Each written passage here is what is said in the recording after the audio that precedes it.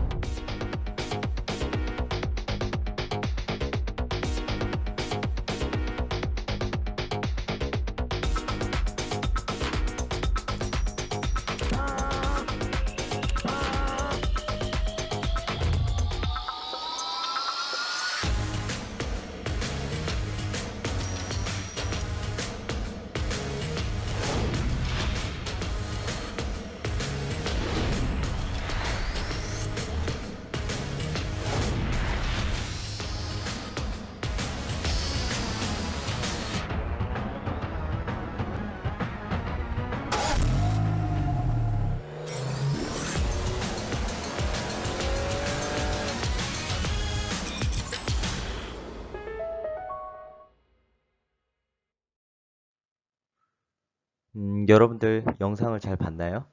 지금 선생님이 여러분에게 보여준 영상은 현대자동차에서 자동차를 설계하는, 기획하는, 디자인하는 단계를 여러분에게 보여주었습니다. 이렇게 기획하는 단계는 제조기술 시스템 여러 단계 중에서 어떤 단계에 속할까요? 투입일까요? 과정일까요? 산출일까요? 자, 계획하는 단계는 여러분들 배웠지만 과정 단계라고 했습니다. 자, 그런데 이러한 계획은 제품을 개발하고 생산하는데 굉장히 중요합니다. 왜냐하면 이러한 계획이 잘못됐을 때 상당한 비용과 시간이 소요되기 때문인데요. 이러한 계획을 완벽한 디자인을 만들기 위해서 우리는 VR, 가상현실 설계를 도입해 왔습니다. 그래서 현대자동차에서 실제로 제품을 생산할 때 이렇게 VR로 설계를 하고 VR 내에서 안정성 테스트라든지 아니면 세계 각국에 있는 디자이너들하고 이 아이디어를 공유하는 시스템까지 발전을 하게 되었습니다. 자, 뿐만 아니라 비행기를 실제로 제작을 해서 아니면은 비행기의 모형, 비행기의 형태와 동일한 모형을 만들게 되면 상당한 시간과 비용이 소비가 되겠죠. 자, 그런데 이렇게 간단한 모델링을 통해서 시뮬레이터로 돌리게 되면 비행기에 흐르는 유체의 흐름을 우리가 파악을 할 수가 있습니다. 이 유체의 흐름의 파악을 통해서 비행기에 받는 어떤 공기의 저항을 우리가 간접적으로 체크할 수도 있는 거겠죠. 자, 그래서 저항을 많이 받는 부분은 좀 더 강한 강도의 금속으로 한다든지 아니면 조금 더 보강한다든지 이러한 시뮬레이션까지 가능하게끔 발전하게 되었습니다. 자, 뿐만 아닙니다. 우리가 수갑을 만든다고 해봅시다. 근데 이 수갑은 범인이 이거를 끊고 달아나면 안 되겠죠. 그래서 어떤 부분이 힘을 받으면 잘 끊어지는지 우리가 알면은 설계할 때 좀 더 참고를 할 수가 있겠죠. 지금 보면은 이것도 시뮬레이터로 돌린 겁니다. 이런 식으로 하중을 가했을 때 어느 부분이 가장 먼저 깨질지 시뮬레이터로 돌려보고 이 부분이 가장 힘이 많이 받는 부분이다라는 것을 확인할 수가 있죠. 그러면 우리가 이 제품을 제작할 때 이런 부분을 좀 더 신경 써서 제작을 할 수가 있는 것이겠죠. 자, 선생님이 설명하고자 하는 스마트 공장 그리고 공장 자동화 시스템은 이처럼 제조기술 독자적으로 발달하는 것이 아니라 정보통신 기술이나 또 다른 기술과 함께 발전하는 기술의 형태라고 볼 수가 있습니다. 자, 그러면 스마트 공장이 어떤 공장인지 한번 알아보도록 하겠습니다. 자, 먼저 기획 설계, 기획하고 제품을 설계하는 것부터 직접 물건을 생산하고 그리고 그 판매자, 그 소비자에게 유통하고 이런 모든 과정을 사물 인터넷, 우리가 IoT라고 합니다. 자, 사물 인터넷으로 서로 연결을 하고요. 연결하면 자, 디지털하고 여기서 생산된 모든 정보를 빅데이터 기술을 활용해서 자동화한 공장을 우리는 스마트 공장이라고 합니다. 자, 이러한 스마트 공장을 이용하게 되면 자, 최소 비용과 최소 시간으로 고객이 원하는 제품을 생산할 수 있다라는 장점을 지닌 공장을 이야기합니다. 자, 이런 공장을 간단한 그림으로 한번 이야기해 보도록 할게요. 자, 아까 이야기했듯이 기획, 설계뿐만 아니라 생산, 유통, 판매까지 이 모든 과정이 똑똑해지는, 즉 자동화 시스템 되는 공장을 우리는 스마트 공장이라고 합니다. 자, 여러분들 아까 현대의 자동차에서 설계하는 모습을 봤는데 그렇게 아주 고급 기술뿐만 아니라 우리가 원하는 제품을 아주 쉽게 얻을 수가 있는데요. 자, 그 예를 들어서 자, 이 티셔츠를 우리가 구매한다고 해봅시다. 자, 우리는 이 티셔츠를 집에서 인터넷으로 구매를 할 겁니다. 자, 그런데 이 안에, 티셔츠 안에 들어가는 그림을 우리가 원하는 그림으로 디자인을 넣어서 제품을 주문한다고 해봅시다. 자, 그렇게 되면 우리가 가상 공간이 되겠죠, 결국에는. 자, 인터넷 공간에서 내가 원하는 제품을 설계할 수가 있겠죠. 자, 그렇게 되면은 맞춤형 제품 개발이 가능하게 될 거겠죠. 자, 뿐만 아니라 제품을 제작하기 전에 우리가 시뮬레이터를 통해서 직접 확인을 하면은 그만큼 설계 단계에서 기간을 단축한다라는 장점이 있을 겁니다. 자, 뿐만 아닙니다. 자, 생산 과정에서도 설비, 자재, 시스템 간에 서로 실시간으로 정보 교환이 가능합니다. 자, 이 물건이 지나가고 있다는 것을 이 기계도 알 수가 있고요. 이 전체적인 시스템은 와이파이나 어떤 IoT, 서로 인터넷으로 연결되어 있기 때문에 가능하게 된 것이죠. 자, 이런 것들로 우리는 다품종 대량 생산이 가능하게 되었습니다. 자, 그리고 뿐만 아니라 에너지 설비 효율도 우리가 좋아지게 되었는데요. 자, 그 이유는 뭐냐면 어, 소비자가 직접 주문을 합니다. 주문을 하면 그 다음에 공장이 돌아가게 되는 시스템인데요. 자, 365일 공장이 돌아가게 되면 에너지 설비 효율이 굉장히 떨어지겠죠. 평소에는 멈춰있던 공장이 주문을 받으면 돌아가는 시스템이기 때문에 에너지를 상당히 절약할 수 있다는 것도 굉장한 장점이 될 수가 있습니다. 자, 뿐만 아니라 자, 생산 현황에 맞춘 실시간 자동 수발주. 선생님이 처음에 얘기했던 것하고 같죠. 어, 항상 이게 막 움직이는 게 아니라 어, 주문이 들어오면 생산하는 시스템이기 때문에 재고가 남을 이유가 없겠죠. 즉, 팔기 위해서 막 생산해 놨는데 팔지 못하고 뭐 창고에 쌓아놓는 물건이 없다라는 것. 굉장한 장점이 될 수가 있겠죠. 그리고 이런 모든 분야에서 서로 실시간으로 소통하기 때문에 전 분야에서 협력이 가능하다는 것 또한 굉장한 장점으로 작용할 수가 있습니다. 자, 그렇다면 스마트 공장의 장점을 다시 한번 정리해 보도록 하겠습니다. 자, 먼저 제품의 기획, 설계, 생산, 유통.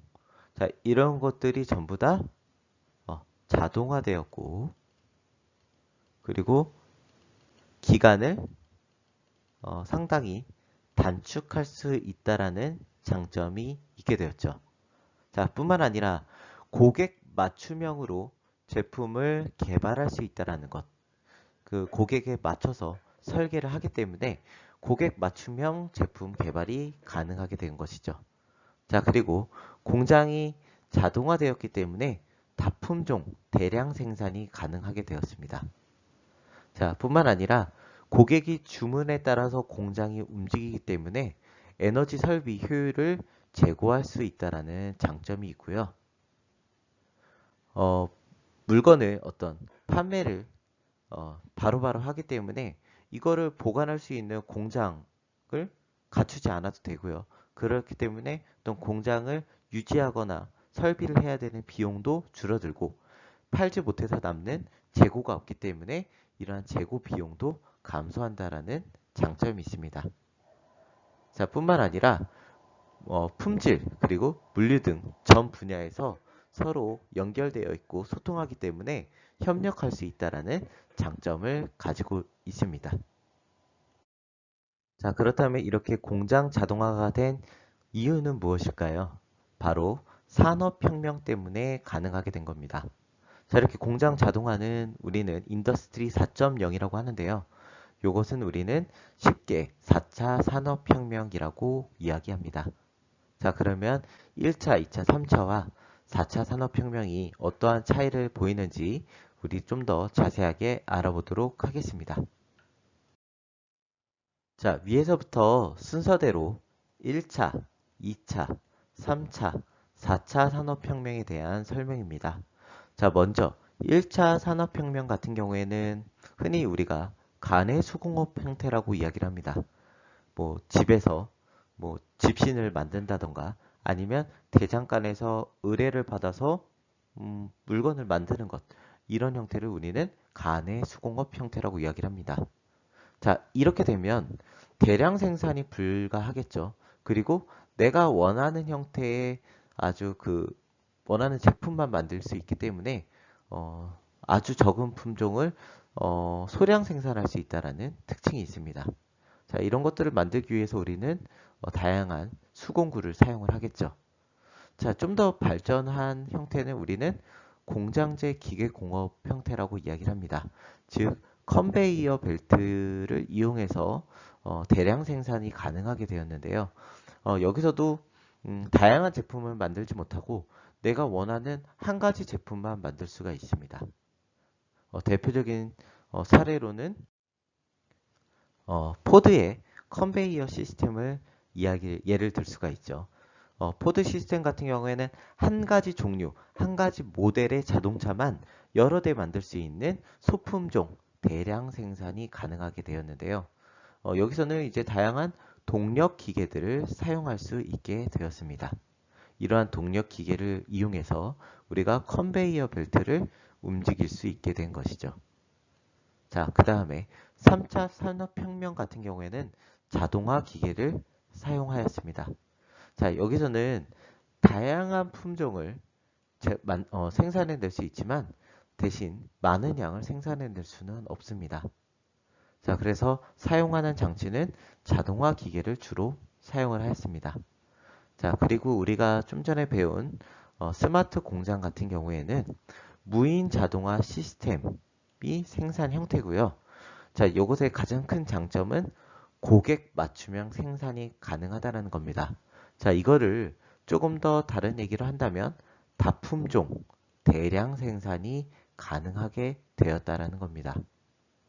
자, 그래서 사용할 수 있는 장치는 가상 설계, 그러니까 VR을 이용한 설계와 제조 기술이다라는 겁니다. 여러분들 이 네 가지 차이점을 잘 설명할 수 있으면 되겠습니다.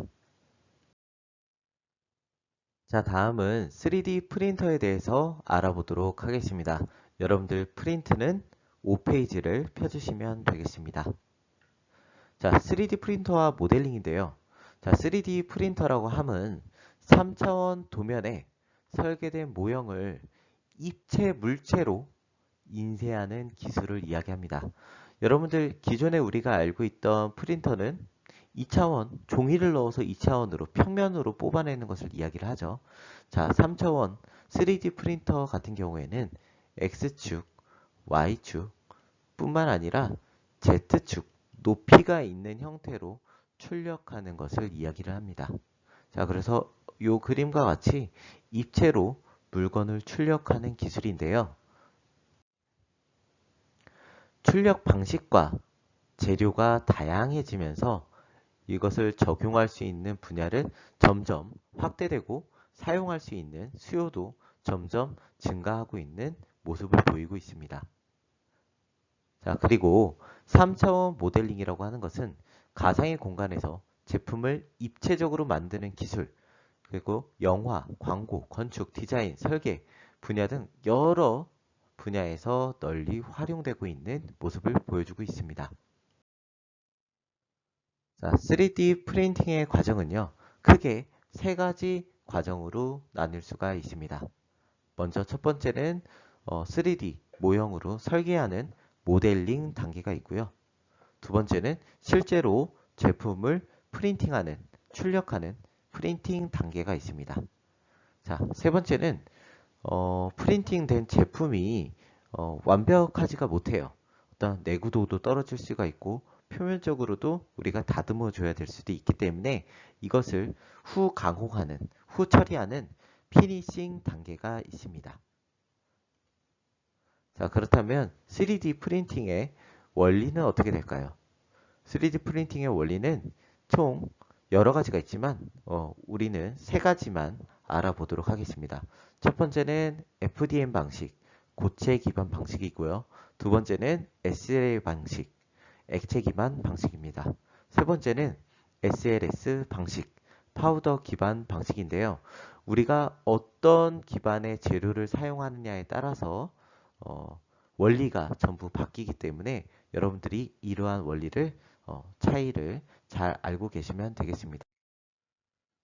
자, 가장 먼저 첫 번째는 FDM, 고체 기반 방식에 대해서 알아보도록 하겠습니다. 자, 먼저 여기서의 가장 중요한 이 고체는 무엇이냐, 어떤 고체를 사용하느냐인데요. 여기서 사용하는 수지는 열가소성 수지를 사용합니다. 자, 열가소성 수지와 반대되는 개념이 하나 있는데요. 그걸 우리는 열경화성 수지라고 합니다. 자, 둘은 어떤 차이가 있을까요? 열을 가했을 때 소성, 즉 변하는, 형태가 변하는 수지를, 플라스틱을 우리는 열가소성 수지라고 합니다. 쉽게 얘기하면 열을 가했을 때 녹아내리는 플라스틱은 열가소성 수지입니다. 자, 반대로 열을 가해도, 열을 가했을 때 딱딱하게 굳는 것을 우리는 열 경화성 수지라고 합니다. 자, 여러분들 쉽게 생각해 보세요. 재료를 넣어서 녹여서 출력하는데 열 경화성 수지를 쓰면 될까요? 딱딱하게 굳으면 우리가 원하는 형태를 만들 수가 없기 때문에 열 경화성 수지를 사용하지를 않고 우리는 FDM 방식에서는 열 가소성 수지를 사용한다는 것 여러분들 잘 기억해 두셔야 하겠습니다. 자, 열 가독성 수지에는 두 가지가 있습니다. 하나는 ABS 수지가 있고요. 하나는 PLA 수지를 주로 사용을 합니다. 자, 먼저 이 ABS 수지 같은 경우에는 온도가 상대적으로 높아야 돼서 한 230도까지 올려줘야 되고요. 이 PLA 같은 경우에는 한 180도 정도까지 주로 올려서 사용을 합니다. 물론 이런 것도 사용 환경에 따라서 온도를 달리해 주지만 뭐 보통은 180에서 한 200도 중반까지 올려야지 이 플라스틱을 녹일 수 있다는 것 여러분들 알고 계시면 되겠습니다. 자, 그래서 여기는 지금 그림이 나와 있는데 여러분 이 그림을 여러분들 그 프린트에 잘 그려 주셨으면 좋겠습니다. 자, 여기서 먼저 필라멘트를 그려 주시고요. 이 ABS 플라스틱을 우리는 필라멘트라고 해요. 필라멘트. 자, 필라멘트는 여러분들 어디서 들어봤나요? 필라멘트는 아마 여러분들 전구에서 필라멘트라는 말을 들어봤을 텐데 가늘고 긴 이러한 형태의 재료를 우리는 흔히 필라멘트라고 이야기를 합니다. 자, 이러한 필라멘트, 얇은 필라멘트가 쭉 해서 롤러 안쪽으로 빨려 들어갑니다. 여러분들 롤러도 그려주시고요. 롤러의 회전 방향도 여러분들 그려주시면 좋겠죠. 이쪽은 시계 방향, 이쪽은 반시계 방향으로 돌고 있는 모습을 볼 수가 있습니다. 자, 이 안쪽 롤러를 통해서 아래로 쭉 들어가는데 필라멘트가 들어갔다가 여기 이제 열을 가해주는 자, 얘를 우리는 히팅건이라고 합니다. 자, 히팅건을 통과하면 녹아내리게 되겠죠. 이전에는 고체였던 게 이 히팅건을 통과하면서 액체 상태로 변화하게 됩니다. 자, 그리고 여기 지금 나와 있지 않지만 열을 가해주는 히팅 베드가 있습니다. 히팅 판이죠. 베드. 이 판에 안착이 되면서 한층 한층 한층 쌓이게 되는 겁니다. 자, 이러한 히팅건은 좌우, 상하, 좌우로 막 움직입니다. 움직이면서 내가 원하는 형태로 뽑아내게 되는 것이죠. 여러분들 어렵지 않죠? 자, 그래서 이 히팅건과 히팅 베드 그리고 출력이 되고 있는 플라스틱을 함께 그려주시면 되겠습니다.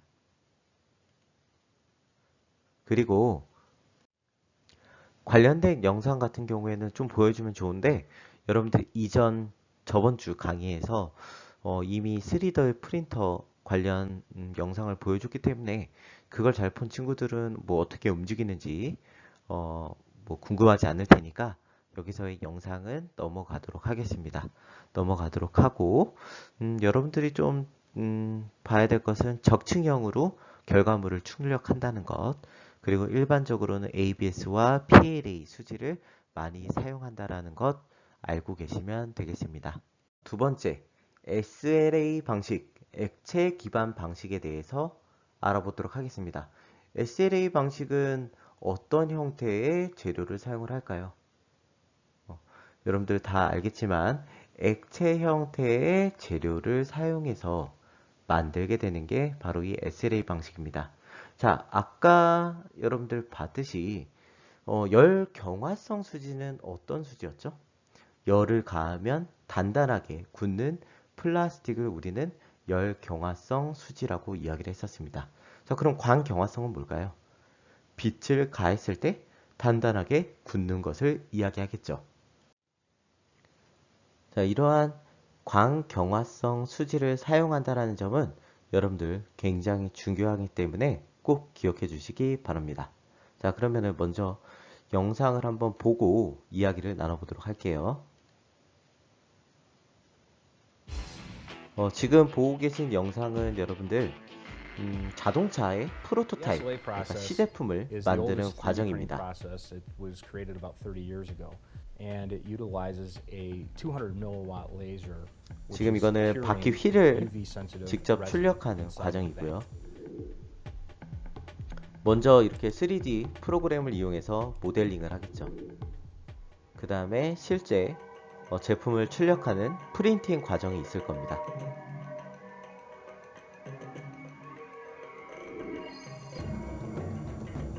자, 굉장히 속도가 빠른 모습을 볼 수가 있습니다. 왜냐면은 이게 레이저로 쏘기 때문에 굉장히 빠른 모습을 볼 수가 있죠. 아까 FDM 방식 같은 경우에는 히팅건이 직접 상하 좌우로 움직이면서 출력하기 때문에 시간이 굉장히 오래 걸리는 반면에 지금 SLA 방식은 굉장히 빠른 모습을 볼 수가 있습니다.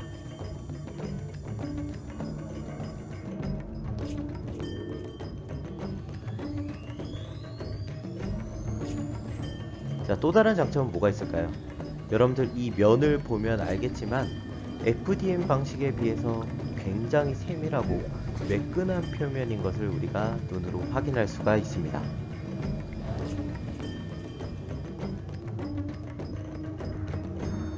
자, 뿐만 아닙니다. 자, 이런 것을 출력하기 위해서 공중에 떠 있는 부분을 출력하기 위해서는 지지대가 필요한데요. 지금 보시면은 이쪽이 그 지지대 역할을 해주는 겁니다. 지금 지지대를 제거를 하고 있죠. 근데 이 지지대가 엄청 얇고 세밀하기 때문에 이렇게 스펀지처럼 얇게 빠져나오는 모습을 볼 수가 있어요. 자, 굉장히 매끈하죠.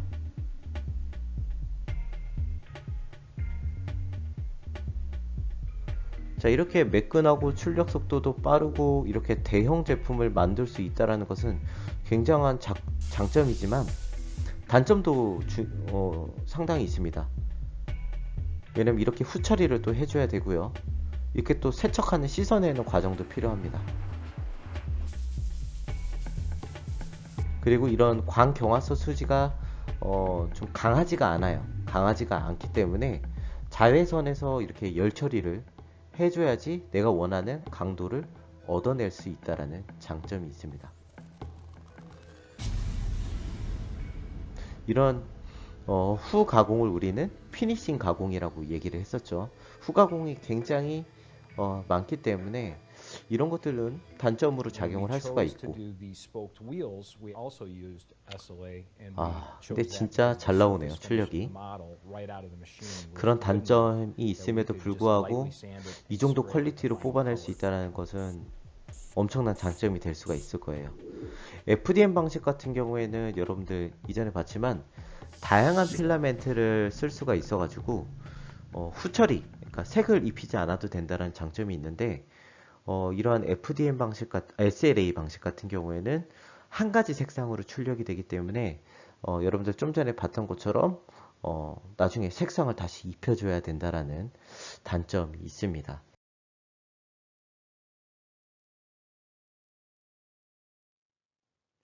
자, 그렇다면 SLA 방식이 어떤 원리로 출력이 되는지 한번 알아보도록 하겠습니다. 여러분들 그 SLA 출력 쪽에다가 빈칸에다가 이 시스템도를 그려주시기 바랍니다. 자, 먼저 이쪽에 있는 박스는 레이저를 쏘는 빛을 생성해내는 곳이라고 보면 되겠습니다. 자, 그 다음에 이 스캐너 시스템을 통해서 레이저 빔이 이 아래쪽 하단 쪽으로 지금 나오는 모습을 볼 수가 있습니다. 자, 그리고 지금 이 수조에 지금 요 수조가 되겠죠. 이 수조에는 어떤 물질이 들어있을까요? 여기에는 광, 경화성, 수지가 들어있겠죠. 자, 이렇게 수조가 있어야지만 출력이 가능한데, 자, 그러면 여기서 우리가 알 수 있는 이 SLA 출력 방식의 단점은 뭘까요? 대형 출력물을 뽑기에는 다소 어려움이 많겠죠. 자, 왜냐면은 그만큼 이 수조의 크기가 어때야 되죠? 굉장히 커야 되기 때문에 엄청나게 큰 대형 물체를 뽑아내는 데는 다소 제한점이 있다라는 것 여러분들 기억해 두시면 될 것 같고요. 여기서 중요한 거는 지금 여기 베드가 있고요. 자, 작업대가 있고 이 작업대가 이동하는 방향이 아래쪽으로 이동한다라는 것이 굉장히 중요한 포인트입니다. 자, 지금 보면 여러분들 톱니 모양으로 출력이 되고 있는 모습을 볼 수가 있습니다. 자, 톱니 모양으로 출력이 되는 걸 볼 수가 있는데, 자, 여기서 가장 먼저 출력이 된 부분은 어느 부분일까요? 자, 1번. 자, 이 녹색 부분. 2번. 파란색 부분. 3번. 보라색 부분. 자, 가장 먼저 출력된 부분은 어딜까요? 가장 먼저 출력된 부분은 자, 가장 아래 부분인 보라색 부분입니다. 자, 먼저 이 베드가 맨 처음에는 요 위에 올라와 있겠죠. 위에 올라와 있다가 조금씩 내려가게 되면 이 위로 액체 수지가 아주 얇게 올라갈 겁니다. 그러면은 그쪽으로 빛이 들어가서 광경화성 수지가 고체화되는 것이죠. 그래서 이 밑에서부터 한층 한층 고체가 되는 겁니다. 고체가 되고 이런 식으로 고체가 되는 거겠죠. 자, 그런데 여러분들 그 화면에 잘 보일지 모르겠는데 이렇게 실선이 있어요. 실선. 자, 이거는 공중에 떠서 이렇게 설치를 할 수가 없기 때문에 이렇게 지지대를 해주는 겁니다. 지지대. 영어로는 서포터를 설치를 한다고 하는데 이러한 지지대도 굉장히 얇게 하기 때문에 여러분들 이전 영상에서 봤듯이 마치 스펀지처럼 이렇게 뜯어낼 수가 있는 것이죠. 자, 그래서 이런 방식으로 출력을 한다라는 거 여러분들 알고 있으면 되고요. 액체 수지를 사용을 하고요. 이 액체 수지는 조금 비싼 편입니다. FDM 방식보다. 그래서 전체적으로 비용이 좀 많이 드는 편이고요. 장점으로는 매우 정교한 부품을 생산할 때 매우 유용하게 사용을 합니다. 자, 그래서 이런 방식, 이런 원리로 움직인다는 거, 작동한다는 거 여러분들 잘 알고 계시면 되겠습니다. 자, 다음은 SLS, 즉 파우더 방식입니다. 자, 먼저 영상을 보면서 설명을 들어보도록 할게요.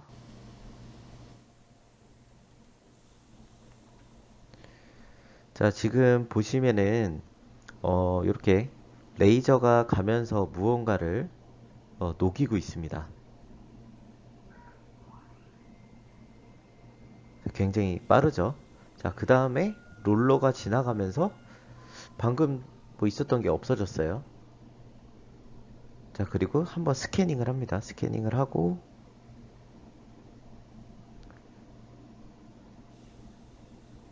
다시 레이저를 쏠 겁니다. 자, 이렇게 레이저를 쏘는 방식이죠. 자, 이 롤러가 아까 여러분들이 봤던 롤러가 좌에서 우로, 우에서 좌로 이렇게 이동하면서 그 위에 파우더를 보충을 해주는 겁니다. 얇게 그 위를 파우더로 덮는 거죠. 자, 그럼 그 얇은 파우더를 위에서 쏘는 이 레이저가 녹이면서 이전에 녹였던 것과 합체를 시키는 겁니다. 자, 다시 한번 보도록 할게요. 자, 이렇게 녹이는 겁니다. 자, 그러면 이렇게 지나가면서 파우더를 그 위에다가 다시 올리는 것이죠. 자, 이 파우더는 뭐 금속이면 금속, 뭐 여러 가지를 사용할 수가 있는데 뒤에서 한번 자세하게 다시 설명하도록 하겠습니다. 자, 여러분들 이번에는 SLS의 어떤 원리를 한번 알아볼 텐데요. 여러분들 이 그림을 여러분들의 프린트물에 잘 그려주시기 바랍니다. 여러분들이 이전에 배웠던 SLA 방식하고 지금 배우고 있는 SLS 방식은 공통점이 있습니다. 공통점은 뭐냐면은 이 레이저를 사용한다는 거예요. 레이저. 자, 레이저를 사용하는 건데 이전에 배웠던 SLA 방식은 수지에다가 이 레이저 빛을 투과시키면은 고체로 굳어버리는 성질을 이용을 한 거고요. 이 SLS 방식은 이 레이저를 쏴서 레이저에 닿는 부분만 그 가루를 녹여가지고 굳히는 방법. 그걸 우리는 뭐라고 하냐면 소결이라고 합니다. 소결. 예를 들어서 아주 작은 철가루들을 아주 작은 철가루들을 모아놓고 일단 레이저를 쏘게 되면 이 철가루들이 녹아가지고 서로 응겨붙게 됩니다. 그걸 우리는 소결이라고 합니다. 소결. 어, 그래서 이런 방식을 이용을 하는 건데 이러한 파우더는 뭐 녹아내리는 것들은 전부 다 가능하죠. 그래서 이런 SLS의 장점이라고 하면은 녹는 것들은 뭐든지 다 쓸 수가 있어요. 금속 출력이 안 되잖아요. 우리가 이전에 배웠던 FDM 방식에서 금속을 녹이려면 230도 갔다가는 어림도 없겠죠. 그거보다 훨씬 고온을 해야 되는데 그게 어렵기 때문에 이런 SLS 방식을 이용하면 금속도 이렇게 출력을 할 수 있다라는 아주 커다란 장점이 있습니다. 자, 어떻게 되는지 한번 설명해 볼게요. 자, 이쪽에서 지금 레이저가 나오고 반사경을 통해서 아래로 이렇게 빛이 내려가게 됩니다. 얘의 특징도 아까 봤듯이 받침대가 위에서 아래로 이동하는 모습을 볼 수가 있어요. 자, 반면에 이쪽에 있던 파우더를 보충해주는 이 박스는 피스톤이 점점 위로 올라가는 모습을 볼 수 있습니다. 얘가 올라가면서 파우더를 이쪽으로 보내고 넘치는 파우더가 있으니까 아래쪽으로 조금씩 내려가는 이 둘의 운동 방향이 다른 모습을 우리는 확인을 할 수가 있습니다. 자, 이 롤러는 좌우로 왕복 운동을 할 겁니다. 왕복 운동을 하면서 이 롤러의 역할은 파우더를 보충해주는 역할을 하죠. 자, 이쪽으로 가서 파우더를 쭉 해서 위에다 한 겹 쌓을 겁니다. 한 겹 쌓고 레이저가 움직이면서 내가 필요한 모양대로 이렇게 만들게 되겠죠. 굳힌 다음에 얘는 또 내려가고 그 위로 또 한 겹 또 쌓아내고 또 내려가고 이런 형태입니다. 자, 그런데 여기서 좀 특이한 게 있는데 어떤 것이 좀 특이하죠? 이전에는 이런 부분에 지지대가 있었는데 이런 부분에 지지대를 우리가 설치를 했는데 분말 자체가 지지대 역할을 해주기 때문에 SLS 방식에는 별도의 지지대가 필요 없는 모습을 볼 수가 있네요. 이런 특징이 있다는 것이 있고요. 하지만 이런 소결 방식에도 굉장히 단점이 있습니다. 우선은 이곳이 밀폐가 돼야 됩니다. 아주 밀폐가 돼야 되기 때문에 밀폐가 돼야 되는 이유는 이 안에가 굉장히 온도가 높아야 돼요. 고온을 유지해 줘야 되기 때문에 밀폐시키는 기술이 굉장히 어렵고 돈이 상당히 많이 듭니다. 그런 한 단점이 있고요. 이 파우더의 입자가 크기가 전부 어때야 될까요? 전부 같아야 됩니다. 자, 레이저에서 일정하게 온도를 쐬야 되는데 자, 파우더의 입자가 이렇게 동일하다고 한다면 레이저로 쐈을 때 일정 온도면은 한꺼번에 녹아버리겠죠. 근데 만약에 입자가 어떤 건 작고 어떤 건 크고 작고 크고 이렇게 있다면은 일정 온도를 투과했을 때 얘네는 녹아버리고 얘는 녹지 않는 그런 현상이 일어날 수가 있어요. 자, 그렇게 되면 얘네들이 어떤 강한 강도를 얻을 수가 없겠죠. 그래서 이렇게 동일한 입자로 만들어내는 기술이 사실상 굉장히 어려워요. 그렇기 때문에 이러한 재료도 얻기가 너무 어렵기 때문에 비용이 상당히 많이 든다는 점은 굉장한 단점이 되겠죠. 그 다음에 요즘에 조금 떠오르고 있는 DLS 방식인데요. 요거는 여러분들 SLA 방식하고 조금 비교를 해서 보시면 될 것 같아요. 둘의 장점이라고 하면 액체 수지, 즉 광경화성 수지를 쓴다는 데에서는 공통점이 있는데 SLA는 레이저를 사용을 하고요. 그 DLS는 이렇게 그냥 일반 빛을 사용한다라는 특징이 있습니다. 당연히 비용적인 측면에서는 뭐가 더 적게 들까요? 비용적인 측면에서는 이 DLS가 레이저가 아니어도 되기 때문에 비용이 더 절감된다라는 것을 볼 수가 있겠죠. 그렇죠? 이거는 그냥 참고로만 알아두시면 되겠습니다. 자, 그러면 오늘 배웠던 내용을 정리를 해보도록 할게요. 여러분들은 그 3D 프린팅, 3D 프린터의 세 가지 출력 방식에 대해서 배웠습니다. 하나는 FDM 방식, 두 번째는 액체 기반의 SLA 방식, 그리고 세 번째는 파우더 기반의 SLS 방식에 대해서 배웠습니다. 자, 각각의 장점과 단점을 다시 한번 알아볼게요. 자, 먼저 FDM 방식 같은 경우에는 굉장히 구조가 단순합니다. 필라멘트 연결하고 히팅건으로 나오면은 히팅건이 이동하면서 출력하는 방식. 그래서 구조가 굉장히 간단하고 프로그램도 비교적 단순합니다. 자, 그리고 그렇다 보니까 장비도 굉장히 저렴하고요. 재료도 가장 저렴합니다.